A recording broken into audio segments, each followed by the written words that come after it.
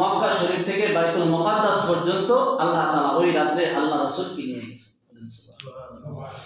এটা ইতিহাসের গণ লেখছে যে এই রাতটাকে মেরাজের রাত বলে। 26টা দিন দেয়া 27 রজনী আল্লাহ তাআলা তার হাবিবকে দুনিয়া থেকে নিয়ে আসমানে যত ইলম ছিল উতিতুল ইলমান আউয়ালিন ওয়াল আখিরিন সমস্ত ইলম আল্লাহ তাআলা তার হাবিবকে দান করেছে বলেন সুবহানাল্লাহ। আসসালামু আলাইকুম ওয়া রাহমাতুল্লাহি ওয়া বারাকাতুহু। আলহামদুলিল্লাহ ওয়া কাফা ওয়া সালামুন আলা ইবাদিহিল্লাযীনা ইসতাফা।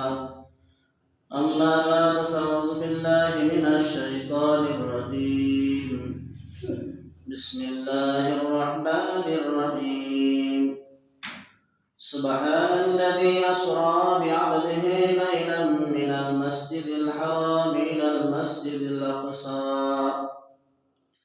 وقال النبي صلى الله عليه وسلم أشد الناس عذابا عند الله المستغفرون. اللهم صل على سيدنا ونبينا وشفيعنا وحبيبنا ومولانا محمد صلى الله عليه وعلى آله وأصحابه وبارك وسلم.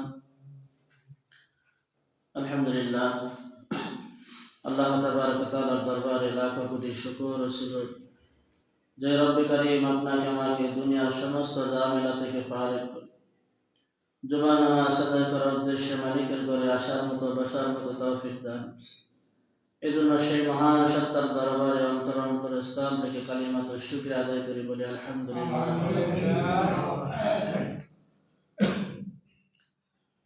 রজব মাসের দ্বিতীয় জুমা, 2026 সালের প্রথম জুমা। আল্লাহ তাআলা আমাদেরকে দীর্ঘ 21 বছর পরে আবার নতুন বছর, এই বছরে আল্লাহ তাআলা এই পর্যন্ত হায়াত দারাজ করলো। এজন্য সেই মহান সত্তার দরবারে অন্তরের স্থল থেকে কালিমাতুশ শুকরিয়া আদায় করি, বলি আলহামদুলিল্লাহ। এক বছরের ভিতর কত মানুষ দুনিয়া থেকে চলে গেছে, আবার কত নতুন মানুষ আবার দুনিয়া আসছে। আল্লাহ তাআলা তাদের ভিতর থেকে যাচাই বাছাই করে আপনাকে আমাকে এখনো হায়াত তাইয়্যিবা দান করেছেন। আল্লাহ তাআলা ইচ্ছা করলে আমাদেরকেও নিয়ে যেতে পারতেন কি পারতেন না। তো আল্লাহ তাআলা অনুগ্রহ ফজলের কারণে আল্লাহ তাআলা এখনো হায়াত তাইয়্যিবা দান করছে। এজন্য মালিকের শুকরিয়া আদায় করা চাই। আল্লাহ তাআলা যে হায়াত দান করলো, আল্লাহ তাআলার কাছে দোয়া করতে থাকা যে হায় আল্লাহ 2026 সালে পা রাখছি, এই পুরো বছরটা যেন আমি ইবাদতের ভিতর কাটাইতে পারি। হাদিসের পাকের ভিতর আসছে যে নবী করিম সাল্লাল্লাহু আলাইহি সাল্লাম বলে যে একটা ব্যক্তি লম্বা হায়াত পাইল, তো এই হায়াতের ভিতর তেমন কোনো ভালো আমল করতে পারে নাই। কি পারে নাই? আমল করতে পারে নাই, কিন্তু হায়াত পাইছে লম্বা। আর একটা মানুষ অল্প হায়াত পাইছে, অল্প হায়াত পাইয়া অনেক কিছু করছে, তো মালিককে রাজি খুশি করে ফেলাইছে। এজন্য অল্প হায়াতের ভিতরে যদি বরকত থাকে, আমল বেশি থাকে, তো ওই হায়াত অল্প হায়াত হইল মালিকের কাছে দাম হয়ে যায়। কথা বলে ঠিক? আল্লাহ তাআলা এই যে হায়াত দান করলো, এই হায়াতের একদিন হিসাব নেবে, সময়ের একদিন হিসাব হবে যে আল্লাহ তাআলা এই দিনগুলোতে আপনাকে আমাকে বাঁচায় রাখলেন, এর হিসাব হবে কি হবে না? অবশ্যই মালিক আমাদের কাছ থেকে আল্লাহ তাআলা হিসাব নেবেন। ওই দিন যেন আল্লাহ তাআলার কাছে আমরা কেউ হিসাব দিতে পারবো না। পারবো বলেন? এমন কোনো বনি আদম নাই যে সে হিসাব দিয়ে জান্নাতে যাবে। যাওয়ার কোনো সুযোগ আছে? কোনো সুযোগ নাই। আল্লাহ তাআলা অসংখ্য নিয়ামত আল্লাহ তাআলা আমাদেরকে আপনাকে ভোগ করাইতেছেন। তো একটা নিয়ামত যদি জিজ্ঞাসা করে একটা নিয়ামত সম্পর্কে, আমরা পয়সা যাব। এজন্য আল্লাহ রাসূল সাল্লাল্লাহু আলাইহি সাল্লাম মাদান আয়েশা রাদিয়াল্লাহু তাআলা বলছে, আয়েশা তুমি সব সময় পড়তে থাকো আল্লাহুম্মা হাসিবনি হিসাবান ইয়াসীরা। হে আল্লাহ, আমার হিসাবকে আপনি সহজ করুন, আমার হিসাব বিকাশকে আপনি সহজ করে দেন। কারণ মালিক যদি হাসরের ময়দানে ধরে, তাহলে আমরা কেউ ছাড় পাবো না। বলেন পাবো? এই জন্য সহজ হিসাব চাই। আল্লাহ এমন একটা হিসাব নেন অল্প সময়ের ভিতর, হিসাব সহজ যেন হিসাবটা আমার সহজ হয়। আমি যেন জান্নাত যাইতে পারি। কথা বলেন ঠিক? এজন্য নতুন বছর, প্রথম জুমা, প্রথম মাসের দ্বিতীয় জুমা, এই জন্য মালিককে যেন কবর খুশি করে কবরে যাইতে পারি। কথা বলেন ঠিক? এজন্য সামনে রমজান মাস অপেক্ষা করতেছে, খুব একটা দামি মাস, বরকতময় মাস। তো যাই হোক, আমি যে আয়াত পড়ছি সূরাতুল বনি ইসরাইলের প্রথম আয়াতের কিছু অংশ, 15 নম্বর পারা সূরাতুল বনি ইসরাইলের একটা আয়াতের কিছু অংশ তেলাওয়াত করছি। তো আপনার আমার নবী পরিজাতকার জনাবে মুহাম্মদ রাসূলুল্লাহ সাল্লাল্লাহু আলাইহি ওয়াসাল্লামের হায়াত শেষ হওয়ার আগে, জীবিত থাকতে আল্লাহ তাআলা এই দুনিয়া থেকে নিয়ে আল্লাহর বাড়ি নিয়ে গেছে। বলেন সুবহানাল্লাহ। হাদিসের ভাষায় এই রাতটাকে মেরাজের রাত বলা হয়। কি বলে? কি রাত বলে? বলেন মেরাজের রজনী। এইটা কি বাস্তবে না অবাস্তবে? বাস্তবে আল্লাহ তাআলা তার হাবিবকে হায়াতে জিন্দেগিতে, হায়াত শেষ হওয়ার আগে কিছু হায়াত বাকি রাখা আল্লাহ তাআলা তার বাড়ি, নিজ বাড়িতে স্বয়ং আল্লাহ তাআলা যেখানে থাকে, লৌহে মাহফুজে যেখানে আল্লাহর বাড়ি, ওই বাড়িতে নিয়ে আল্লাহ তাআলা একবার না 10 বার আল্লাহ তাআলার সাথে সরাসরি কথা বলছে। বলেন না সুবহানাল্লাহ। হাদিসের ভাষায় এইটাকে মেরাজ বলে। কি বলে ভাই? মেরাজ। হাদিসে পাকের ভিতর আসছে, যেমন বাবা আদম আলাইহিস সালাতু ওয়াস সালামকে যখন সৃষ্টি করলেন, আদম নবীকে বানায়া আল্লাহ তাআলা জান্নাতে রাখছেন। কোথায় রাখছেন? জান্নাতে রাখছেন। তো আমাদের আদি পিতা হলো আদম আলাইহিস সালাতু ওয়াস সালাম। উম্মতের ভিতর সর্বপ্রথম মানুষ হলো কে? আদম। আমাদের জাতির পিতা হলো আদম, আদি পিতা হলো আদম, আর জাতির পিতা হলো ইব্রাহিম আলাইহিস সালাতু ওয়াস সালাম, আর রূহানি পিতা হলো মুহাম্মদুর রাসূলুল্লাহ সাল্লাল্লাহু আলাইহি ওয়াসাল্লাম। তো আদমকে সৃষ্টি করার পরে আল্লাহ তাআলা জান্নাতে রাখছেন। কোথায় রাখছেন? জান্নাতে। তো এই জান্নাতে আপনার আমার নবীকে দুনিয়ার হায়াত শেষ হওয়ার আগে আল্লাহ তাআলা তাকে জান্নাত, জাহান্নাম সব কিছু ভ্রমণ করেছে। বলেন সুবহানাল্লাহ। বলেন তো, যারা বলে যে যা দেখি না তা মানি না, এটা হলো নাস্তিকের একটা থিওরি। যা দেখি না তা মানি না, এরা কা বলে? কেন বলে? এই কথাটা কি বলে? বলে নাস্তিক। নাস্তিক যা দেখি না তা মানি না। তো আল্লাহরে দেখি না, তো আল্লাহরে মানবো কিভাবে? বলেন নাউজুবিল্লাহ। আল্লাহ তাআলা বলেন, আমাকে দেখার তোমার দরকার নাই। কি নাই? আমি যে কুদরত তোমার ভিতরে সাজাইছি, যে নিয়ামত, এই নিয়ামতগুলো দেখলে আমি আল্লাহকে তুমি পাই যাও। বলেন সুবহানাল্লাহ। বলেন আমরা কি অন্ধবিশ্বাসী না আল্লাহকে দেখে বিশ্বাসী?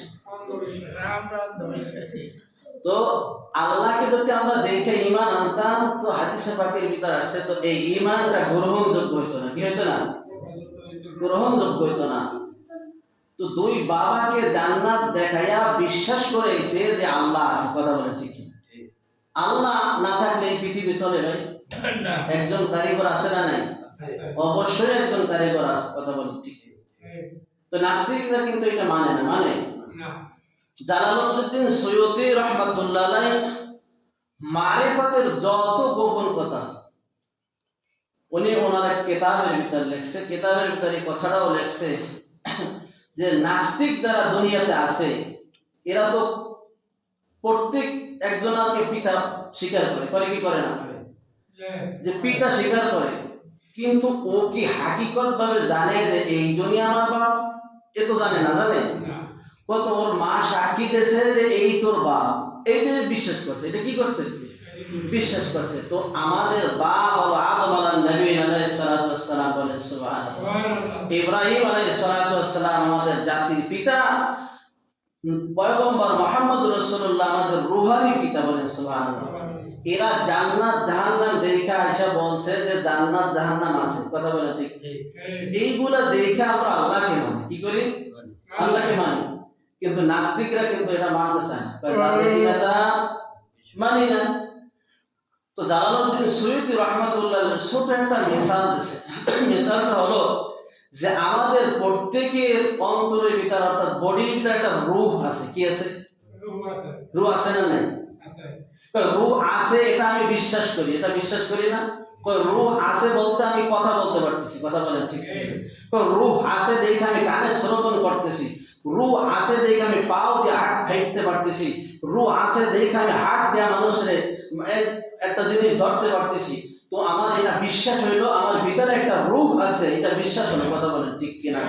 আল্লামা জালালউদ্দিন সৈয়দী রাহমাতুল্লাহ বলতেছে এইটা যদি তুমি বিশ্বাস করতে পারো যে তোমার ভিতরে একটা রূহ আছে, আর রূহ আছে বলে তুমি সব কিছু করতে পারো, যে এই কুল কায়নাত, এই সৃষ্টিকর্তা, তার কি একজন আল্লাহ নাই?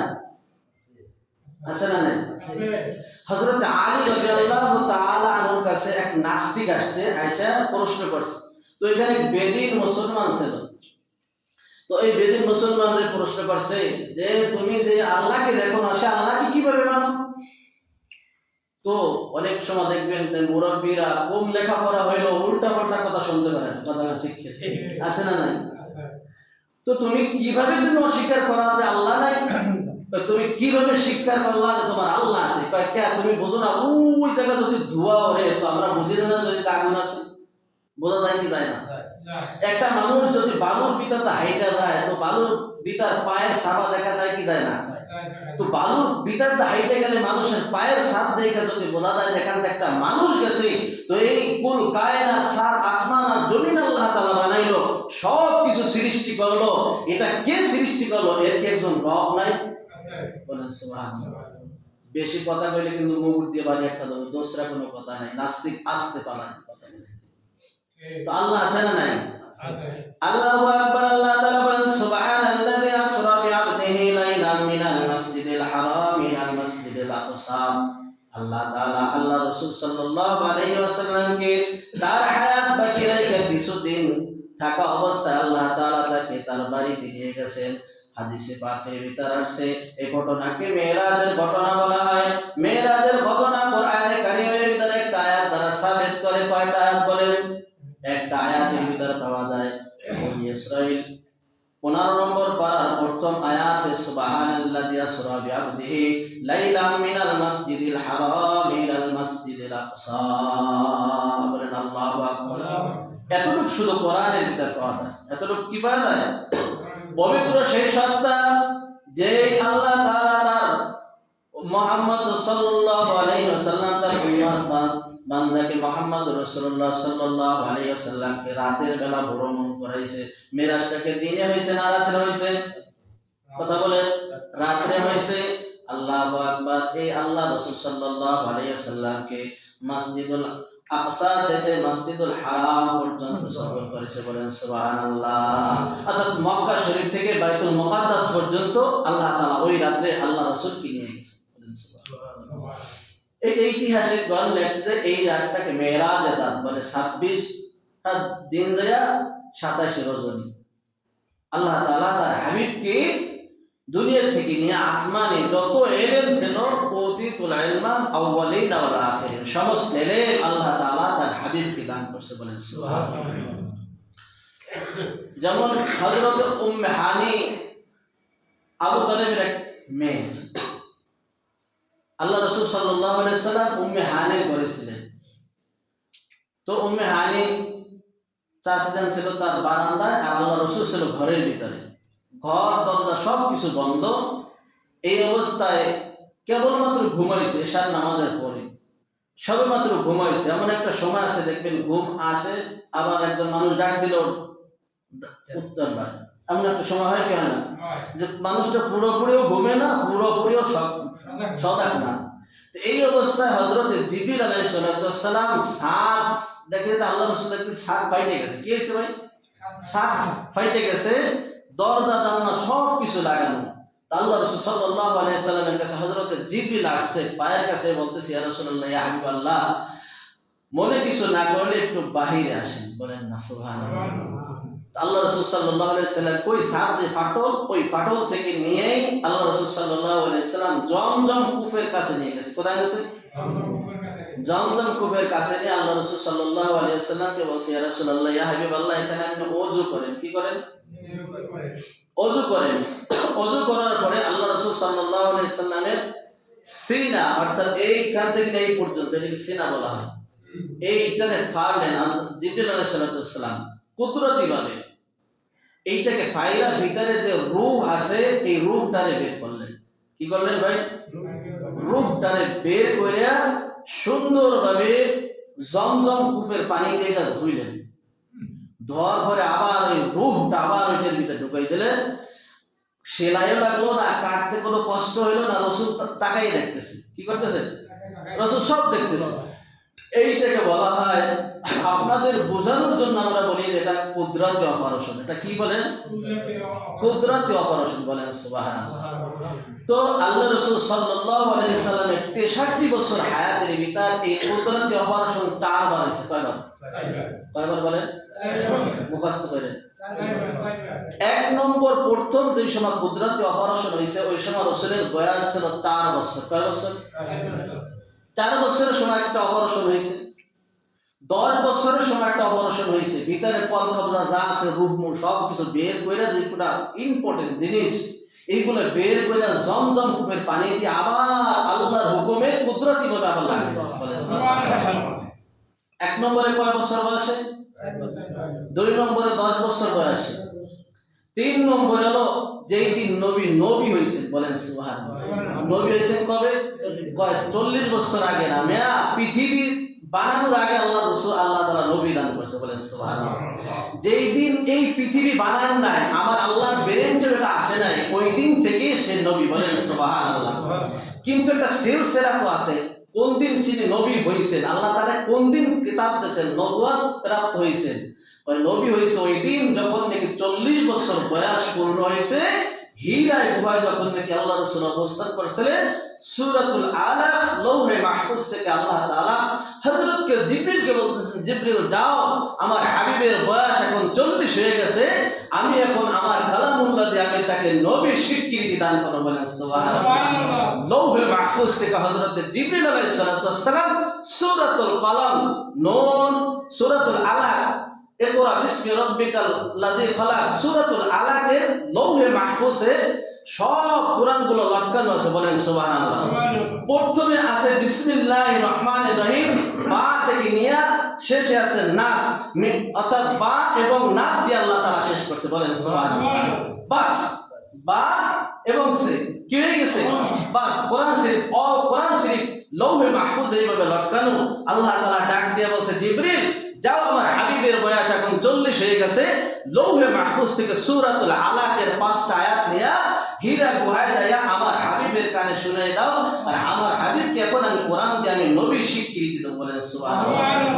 আল্লাহু আকবার। লৌহে মাহফুজ থেকে নিয়ে 5টা আয়াত হযরত জিবরিল আলাইহিস সালাম আসছে হীরায় বসা গুহায় আয়েশা দেখে যে আল্লাহ এবং নবী এক জায়গায় বসা। বলেন সুবহানাল্লাহ। জিবরিল বলতেছে, আমি কেবল আল্লাহরে দেখে আসলাম আল্লাহর বাড়িতে, আর আল্লাহ তাআলা এখন সেই বন্ধুর কাছে বসে রয়েছে। বলেন সুবহানাল্লাহ। তো আল্লাহ রাসূল সাল্লাল্লাহু আলাইহি সাল্লামকে বলতেছে, ইয়া রাসূলুল্লাহ, ইয়া হাবিবাল্লাহ, হযরত জিবরিল বলতেছে, ইকরা, আপনি পড়ুন। ইকরা মানে পড়া, ইকরা মানে কি? পড়া, আপনি পড়ুন। কয় আনা বিকারি। বলেন সুবহানাল্লাহ। আমার নবী তো কোনো মাদ্রাসায় পড়ে নাই, আমার নবী তো কোনো ভার্সিটিতে পড়ে নাই, আমার নবী তো কোনো কলেজে পড়ে নাই। তাই না পড়ার কারণ কি? কয় না পড়ার কারণ হলো, যদি কোনো মানুষের কাছে নবী শিক্ষা গ্রহণ করতো তো সে হয়তো ছাত্র আর তার মুস্তাদ একজন হইতো। কথা বলেন ঠিক? হয়তো কি হইতো না। এই জন্য আমার আল্লাহ তাআলা কোনো মানুষের দ্বারা কোনো শিক্ষা দান করে নাই। কয় আল্লাহ মানে রব্বি ফাহসানা তা'দীবি। আল্লাহ রাসূল বলতেছে, হে আমার সাহাবীরা, তোমরা শোনো, তোমাদের প্রত্যেকের একজন শিক্ষক আছে, আমারও একজন শিক্ষক আছে, আমার শিক্ষক হলো আমার আল্লাহ। বলেন সুবহানাল্লাহ। তো আমার শিক্ষক যদি আমার আল্লাহ হয়, এবার আমার সাহাবীরা বলো তো আমার শিক্ষাটা কি দামি না বেদামি? আল্লাহ মানে রব্বি ফাহসানা তা'দীবি। হে আমার সাহাবীরা শোনো, তোমাদের যে শিক্ষক এটা দুনিয়ার শিক্ষক, আমার শিক্ষক দুনিয়ার কোনো মানুষ না, আমার শিক্ষক আসমান এবং জমিনের মালিক। বলেন সুবহানাল্লাহ। আমার শিক্ষক কে? আল্লাহ। তো আল্লাহ যদি আমার শিক্ষক হয়, আমার শিক্ষাটা কি কম দামি হবে না বেশি দামি হবে? অবশ্যই বেশি দামি হবে। কারণ নবীকে এই জন্য কোনো মানুষের কাছে আল্লাহ তাআলা শিক্ষা গ্রহণ করার নাই, সব কিছু ওহীর মাধ্যমে আল্লাহ তাআলা শিখাইছে। বাকি যে শিক্ষাটা ছিল এইটা 27 রজবে টান দিয়ে আল্লাহ তাআলা আল্লাহর বাড়িতে নিয়ে 10 বার বৈঠকে সমস্ত ইলম আল্লাহ তাআলা তার হাবিবকে দান করেছেন। ইকরা বিসমি রাব্বিকাল লাযী খালাক, আল্লাহ রাসূল সাল্লাল্লাহু আলাইহি ওয়াসাল্লামকে আয়াতটা 5 বার 3 বার বললেন। মুফাসসিরিনরা বলে যখন 3 বার বলতে বললেন, আল্লাহ রাসূল বলে আনা বিকারি, ভাই আমি তো জিবরিল, আমি তো পড়তে জানি না, আমি তো কোনো মাদ্রাসায় পড়ি নাই, কোনো স্কুলে পড়ি নাই, দুনিয়ার কোন মানুষের কাছ থেকে আমি শিক্ষা গ্রহণ করি নাই। হাদিসের ভিতরে আছে আল্লাহু আকবার, হযরত জিবরিলের বডিটা এত বড়, আল্লাহু আকবার, আজরাইল আলাইহিস সালাতু ওয়াস সালামের দেহ আর শরীরটা এত বড়, পৃথিবীতে যত পানি আছে, যত নল, যত টিউবওয়েলে, যত খালে যত পানি আছে, সমস্ত পানি যদি আজরাইলের মাথায় রাখা হয়, হাদিসের ভিতরে আছে এক কাতরা পানি টপকায়া মাথা থেকে পড়বে না। বলেন আল্লাহু আকবার। তো আজরাইল কত বড় দোস্ত, এই আজরাইলকে দেখলে ঈমান থাকবে না, কথা বলেন ঠিক কি না? যারা কামেল মুসলমান, যারা আল্লাহকে বিশ্বাস করবে, আল্লাহকে না দেখা আল্লাহ মানবে, জান্নাত না দেখা জান্নাত মানবে, জাহান্নাম আছে এটা না দেখে বিশ্বাস করবে, তারাই হইল কামেল মুসলমান। বলেন সুবহানাল্লাহ। ও দোস্ত, আল্লাহ রাসূল সাল্লাল্লাহু আলাইহি ওয়াসাল্লামকে হযরত জিবরিল আলাইহিস সালাতু ওয়াস সালাম কোলে নিয়ে একটা চাপ দিলেন। ওই ওহির চাপ এমনটা ছিল, আম্মা জান আয়েশা রাদিয়াল্লাহু তাআলা আনহা বলেন, শীতের মৌসুম, প্রচন্ড শীত, আমরা বড় বড় কম্বল, মোটা কম্বল ছাড়া আমাদের ঘুম হয় না, কথা বলেন ঠিক কিনা? কিন্তু আল্লাহ রাসূল সাল্লাল্লাহু আলাইহি ওয়াসাল্লাম শীতের মৌসুমে দেখি এক সময় আল্লাহ রাসূলের কপাল থেকে ঘাম পড়তেছে। আম্মা জান আয়েশা বলতেছে, ইয়া রাসূলুল্লাহ, ইয়া হাবিবাল্লাহ, মা হাযা শাই, কারণ কি আমি জানতে চাই, শীতের মৌসুমে আমরা কম্বল ছাড়া ঘুমাইতে পারি না, আর আপনার মাথার থেকে ঘাম পড়তেছে, কারণ কি? আয়েশা কেবলমাত্র কোরআনের আয়াত নিয়ে হযরত জিবরিল আলাইহিস সালাতু ওয়াস সালাম আমার কাছে আসছে, এই কোরআনের এই আসার কারণে, জিবরিল আসার কারণে, কোরআন আয়াত অবতীর্ণ হওয়ার কারণে আমি রাসূল এই জন্য আমি ঘামতেছি। বলেন আল্লাহু আকবার, আল্লাহু আকবার কাবীরা। এমন ভাবে জিবরিল একটা চাপ দিলেন, জিবরিল তো সেই জিবরিল, আজরাইল যত বড়, জিবরিল তত বড়, কথা বলেন ঠিক কিনা? জিবরিলের 600 ডানা আছে, আল্লাহু আকবার। হাদিসের ভিতরে আছে একটা দানা যদি প্রহার করে বাংলাদেশের ওই প্রান্ত পেয়ে যাবে, আর একটা দানা যদি এরকম ভাবে মেলায় বাংলাদেশের এই প্রান্ত পেয়ে যাবে। বলেন আল্লাহু আকবার। এই জিবরিল 3 জায়গা কষ্ট হয়ে গেছিল, 600 ডানা ওই একদিনে ব্যবহার করছিল। কোন দিন যাই নাকি তায়েফের ময়দানে আপনার আমার কলিজার টুকরা জনাবে মুহাম্মদ রাসূলুল্লাহ সাল্লাল্লাহু আলাইহি ওয়াসাল্লামকে যখন ওই যুবকেরা, দুষ্ট যুবকেরা যখন নাকি এরকম ভাবে পাথর মারতেছিল, সকাল 8টা থেকে নিয়ে বিকাল 4টা পর্যন্ত নবী তায়েফের ময়দানে 3 বার বেহুশ হয়ে গেছে। আল্লাহু আকবার। আল্লাহর কলিজায় আর দোষ মারছে, আল্লাহ তাআলা আর সহ্য করতে পারে নাই। হযরত জিবরিলকে পাঠাই বলতেছে, জিবরিল যাও অনুমতি চাও, আল্লাহ রাসূল যদি অনুমতি দেয় আমি এই পাথর পাহাড় চাপা দিয়ে সব পিছে ফেলাই দেব, যাও আমার হাবিবের কাছে যাও, আমার হাবিব কি বলে একটু অনুমতি নাও। আল্লাহু আকবার। ওই দিন এক ফোঁটা রক্তের ফোঁটা চামড়ার মুদা ভেদ কইরা সবে মাত্র জমিনে পড়বে। আল্লাহ তাআলা জিবরিলকে ডাক দিয়েছে, জিবরিল তুমি কোথায়? ভাই আল্লাহ তাআলা আমি সিদরাতুল মুনতাহানে বসে রইছি। কই তুমি সিদরাতুল মুনতাহানে বসে রইছো, আমার হাবিবের রক্তের ফোঁটা যদি জমিনে পড়ে আমি এই জমিন আজকে আর টিকে রাখতে পারবো না, জমিন আর জমিনের জায়গা থাকবে না, আজকে কিয়ামত শুরু হয়ে যাবে। যাও তাড়াতাড়ি যাও, তাড়াতাড়ি যাও, আমার হাবিবের রক্তের ফোঁটা জমিনে পড়ার আগে তোমার ওই কুদরতি নূরের পাখা আমার হাবিবের পায়ে বিছাই দাও। জিবরিল বলতেছে আমি কোথায়, কোথায় সিদরাতুল মুনতাহা, আর কোথায় সেই তায়েফের ময়দান, কিভাবে আমি আল্লাহর হুকুম পালন করব আমি তো বলতে পারি না। হযরত জিবরিল আলাইহিস সালামের 600 ডানা দিয়ে এমন ভাবে টান দিয়েছে, প্রত্যেকটি পশমের গোড়া থেকে ঘাম বের হয়ে গেছে। বলেন সুবহানাল্লাহ। আল্লাহ রাসূলের ওই রক্তের ফোঁটা জমিনে পড়ার আগে আগে হযরত জিবরিল আলাইহিস সালাম ডানা বিছাইতে সক্ষম হয়ে গেছে।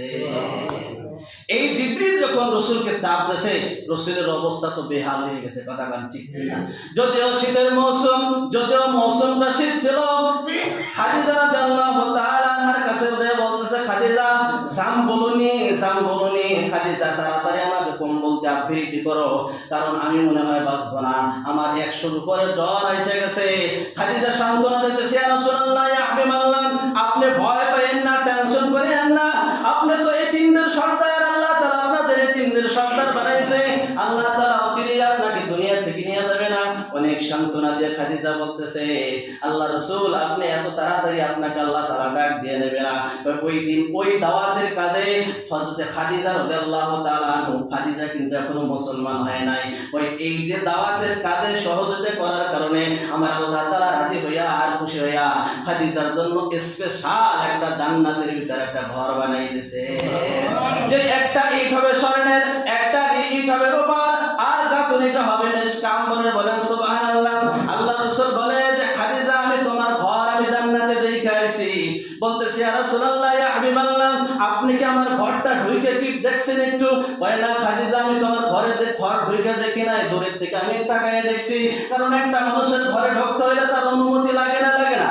তার অনুমতি লাগে। খাদিজা বলে ইয়া রাসূলুল্লাহ ইয়া হাবিবাল্লাহ আমি তো আপনার স্ত্রী, আপনার ঘর আর আমার ঘর কি দুই? আপনার ঘর আর আমার ঘর তো এক ঘর। ইয়া রাসূলুল্লাহ ইয়া হাবিবাল্লাহ যদি একটু দেখে আসতেন আমি খাদিজা আবার খুশি হয়ে যাইতাম।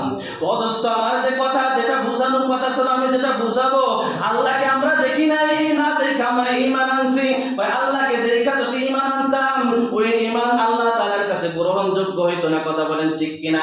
এই জন্য অদৃশ্যর প্রতি ঈমান আনতে হবে। আমানতু বিল্লাহি ওয়া মালাইকাতিহি ওয়া কুতুবিহি ওয়া রাসূলিহি ওয়াল ইয়াউমিল আখির ওয়াল কদরি খাইরিহি ওয়া শাররিহি মিনাল্লাহি তাআলা ওয়াল বা'থি বা'দাল মাউত। সাতটা জিনিসের উপর পরিপূর্ণভাবে ঈমান আনতে হবে। কথা বলেন ঠিক কিনা? তো যারা জান্নাতে যাবে উল্লেখযোগ্য দুইটা পুরস্কার আবার আল্লাহ তাআলা দেবে, এই কথা বলে আমি শেষ করছি। তো যে আমরা এই যে জান্নাতে যাব, প্রথম পুরস্কার হবে যে এই যে শীতের মৌসুমে কত কষ্ট করে আমরা চিন্তা করেন, এখন ফজরের নামাজ পড়াতে কত কষ্ট। যারা ঠান্ডা পানি দিয়ে ওযু করে ফজরের মসজিদে আছে তার ঈমানের দাম কত বলেন? আল্লাহু আকবার। যে নামাজকে আরামের ঘুমকে হারাম কইরা ঠান্ডা পানি দিয়া কসম খোদার সে মসজিদে এসে সেজদা দিল, কসম খোদার এই সেজদা কোনোদিন বিফলে যাবে না। আমার আল্লাহ তাআলা অবশ্যই এই নামাজের বিনিময়ে তাকে জান্নাত পর্যন্ত পৌঁছে দেবেন। তো এই যে আমরা কষ্ট করলাম, জান্নাতে গেলে উল্লেখযোগ্য পুরস্কার হলো যে এই যে দুনিয়ায় বসে ইবাদত করলাম, আল্লাহকে দেখলাম না। পূর্ণিমা রজনীতে চাঁদ দেখতে কোনো মানুষের ঘেরাঘেরি লাগে না। যার যে জায়গায় যে বসে সচক্ষে সে চাঁদ দেখতে পারে, কোনো মানুষের ভিড় ঠেলা লাগে না। কথা বলেন ঠিক কিনা? হাসরের ময়দানে যখন ঈমান নিয়ে কবরে যাবে, আমার আল্লাহ তাআলা বলতেছে পূর্ণিমার চাঁদ দেখতে মানুষ যতটা পেরাপেরি আর কষ্ট হয় না, অতটা কাছের থেকে আমাকে আমার বান্দারা আমাকে দেখবে। বলেন সুবহানাল্লাহ। আল্লাহু আকবার কাবীর। এটা হলো এক নম্বর পুরস্কার। এটা হলো কি? এক নম্বর পুরস্কার। জান্নাতের ভিতর যত নিয়ামত আছে সবচেয়ে বড় নিয়ামত হলো মালিকের দিদার। কি বলে? মালিকের দিদার।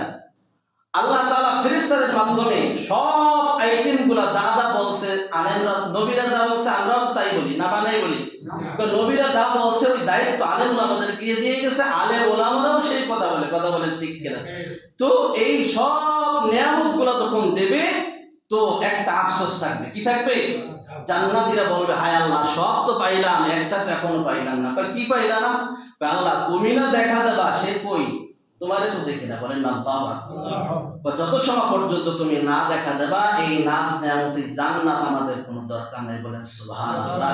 তো আল্লাহ তাআলা যখন দিদার দেবে 70 বছর 70,000 বছর পর্যন্ত বান্দারা আল্লাহর দিকে তাকাই থাকে। বলেন সুবহানাল্লাহ।